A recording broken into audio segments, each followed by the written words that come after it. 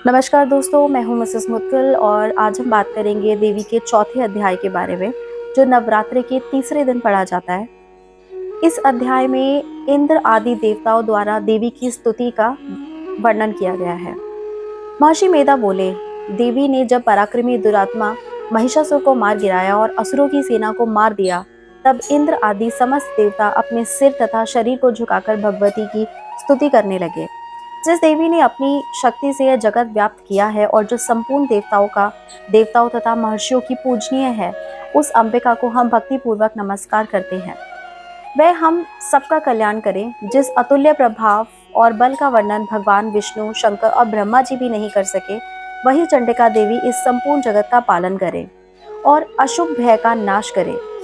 पुण्य आत्माओं के घरों में तुम स्वयं लक्ष्मी रूप हो और पापियों के घरों में तुम अलक्ष्मी रूप में हो।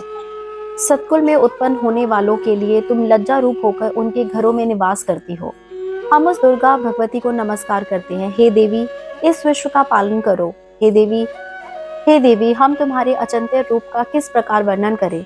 असुरों के नाश करने वाली भारी पराक्रम तथा समस्त देवताओं और दैत्यों के विषय में जो तुम्हारे पवित्र चरित्र हैं, हम उनको किस प्रकार वर्णन करें। हे देवी, त्रिगुणात्मिका होने पर भी तुम संपूर्ण जगत की उत्पत्ति का कारण हो। हे देवी, भगवान विष्णु, शंकर आदि किसी भी देवता ने तुम्हारा पार नहीं पाया है। तुम सबकी आश्रय हो। यह संपूर्ण जगत तुम्हारा ही अंश है, क्योंकि तुम सबकी आदिभूत प्रकृति हो। हे देवी, तुम्हारे जिस नाम के उच्चारण से संपूर्ण यज्ञों में सब देवता तृप्ति लाभ करते हैं, वह स्वाहा तुम ही हो।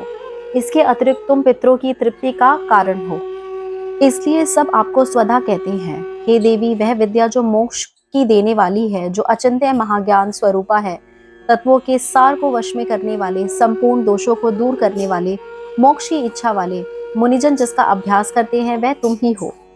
तुम वाणी रूप हो और दोष रहित यज्ञ तथा यजुर्वेदों की उद्गीत और सुंदर पाठों के पाठ वाले सामवेद की आश्रित रूप हो। तुम भगवती हो। इस विश्व की उत्पत्ति एवं पालन के लिए तुम वार्ता के रूप में प्रकट हुई हो और तुम संपूर्ण संसार की पीड़ा हरने वाली हो। हे देवी, जिससे सारे शास्त्रों को जाना जाता है, वह मेधा शक्ति तुम ही हो और दुर्गम भवसागर से पार करने वाली नौका भी तुम ही हो।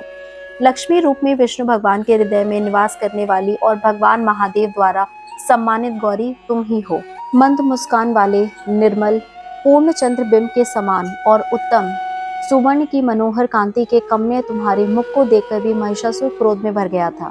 यह बड़े आश्चर्य की बात है। और हे देवी, तुम्हारा यही मुख जब क्रोध से भर गया था, तो उदय काल के चंद्रमा की भांति लाल हो गया था और तनी हुई भौहों के कारण विकराल रूप हो गया। उसे देखकर भी महिषासुर के शीघ्र प्राण नहीं निकल गए। यह बहुत आश्चर्य की बात है। आपके कुपित मुख के दर्शन करके भला कौन जीवित रह सकता है। हे देवी, तुम हमारे कल्याण के लिए प्रसन्न हो। आपके प्रसन्न होने से इस जगत का अभय उदय होता है और आप जब क्रुद्ध हो जाती हो तो कितने ही कुलों का सर्वनाश हो जाता है। यह हमने अभी अभी जाना है कि जब तुमने महिषासुर की सारी सेना को देखते देखते ही मार दिया।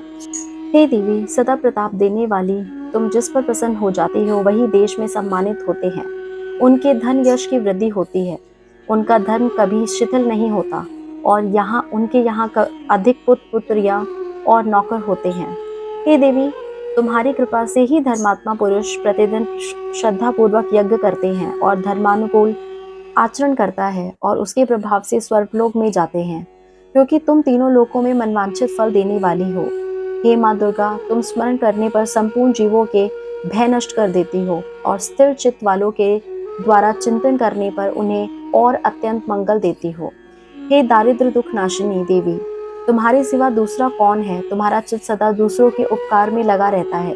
हे देवी, तुम शत्रुओं को इसलिए मारती हो कि उनके मरने से दूसरों को सुख मिलता है। वह चाहे नरक में जाने के लिए चिरकाल तक पाप करते रहे हो, किंतु तुम्हारे साथ युद्ध करके सीधे स्वर्ग को जाते हैं, इसलिए तुम उनका वध करती हो। हे देवी, क्या तुम दृष्टि मात्र पात से समस्त असुरों को भस्म नहीं कर सकती। अवश्य ही कर सकती हो, किंतु तुम्हारा शत्रुओं को अस्त्रों के द्वारा मारना इसलिए है कि शस्त्रों के द्वारा मरकर भी सीधे स्वर्ग को जाए। इस तरह हे देवी, उन शत्रुओं के प्रति भी तुम्हारा विचार उत्तम है। हे देवी, तुम्हारे उग्र खड्ग की चमक से और त्रिशूल की नोक की कांति के किरणों से असुरों की आंखें फूट नहीं गई। उसका कारण यह था कि वे किरणों से शोभायमान तुम्हारे चंद्रमा के समान आनंद प्रदान करने वाले सुंदर मुख को देख रहे थे। हे देवी, तुम्हारा शील बुरे वृतांत को दूर करने वाला है और सबसे अधिक तुम्हारा रूप है, जो ना तो कभी चिंतन में आ सकता है और ना जिसकी दूसरों से कभी तुलना हो सकती है। तुम्हारा बल व पराक्रम शत्रुओं का नाश करने वाला है। इस तरह तुमने शत्रुओं पर भी दया प्रकट की है। हे देवी, तुम्हारे बल की किसके साथ बराबरी की जा सकती है, तथा शत्रुओं को भय देने वाला तुम्हारा इतना सुंदर रूप ही और किसका है। हृदय में कृपा और युद्ध में निठुरता, यह दोनों बातों में तीनों लोकों में केवल तुम ही में देखने में आई है। हे माता, युद्ध भूमि में शत्रुओं को मारकर तुमने उन्हें स्वर्ग लोक में पहुंचाया। इस तरह तीनों लोकों की तुमने रक्षा की है, तथा उन उन्मत्त असुरों को से जो हमें भय था, उसको भी तुमने दूर किया है। तुमको हमारा नमस्कार है। हे देवी, तुम शूल तथा खड्ग से हमारी रक्षा करो, तथा घंटे की ध्वनि और धनुष की टंकोर से भी हमारी रक्षा करो। हे चंडिके, आपने शूल को घुमाकर पूर्व पश्चिम तथा उत्तर दक्षिण दिशाओं में हमारी रक्षा करो। तीनों लोकों में जो तुम्हारे सौम्य तथा घोर रूप हैं, उनसे हमारी रक्षा करो। इस पृथ्वी की भी रक्षा करो। हे अंबिके, आपके कर पल्लवों में जो खड्ग, शूल और गदा आदि शस्त्र हैं, उनसे भी हमारी रक्षा करो। महर्षि बोले कि इस प्रकार जब सब देवी देवताओं ने जगत माता भगवती की स्तुति की और नंदन वन के पुष्पों तथा गंध अनुलेपनों द्वारा उनका पूजन किया, फिर सबने मिलकर जब सुगंधित दिव्य धूपों द्वारा उनको सुगंधि निवेदन किया, तब देवी ने प्रसन्न होकर कहा, हे देवताओं, तुम सब मनवांछित वर मांगो। देवता बोले, हे भगवती, तुमने हमारा सब कार्य कर दिया है, अब हमारे लिए कुछ मांगना बाकी नहीं रहा, क्योंकि तुमने हमारे शत्रु महिषासुर को मार डाला। हे महेश्वरी, तुम इस पर भी यदि हमें वर देना चाहती हो तो बस इतना वर दो कि जब जब हम तुम्हारा स्मरण करें, तब तब आप हमारी विपत्तियों को हरण करने के लिए हमें दर्शन दिया करो। हे अंबिके, जो कोई भी तुम्हारी स्तुति करे, तुम उनको वित्त, समृद्धि और वैभव देने के साथ उनके धन और स्त्री आदि संपत्ति बढ़ाओ और सदा हम पर प्रसन्न रहो।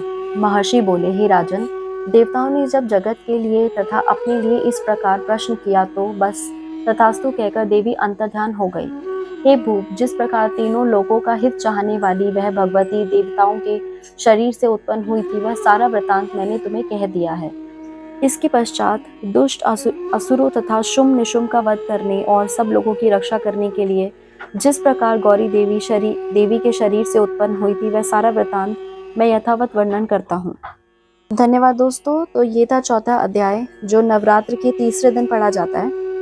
बाकी अध्याय के लिए जुड़े रहिए मेरे चैनल के साथ। और अगर आप मेरे चैनल पर नए हैं और आपने अभी तक मेरे चैनल को सब्सक्राइब नहीं किया है, तो प्लीज़ मेरे चैनल को सब्सक्राइब कीजिए, मेरे वीडियोस को लाइक और नोटिफिकेशन के लिए बेल आइकन को दबाना ना भूलें।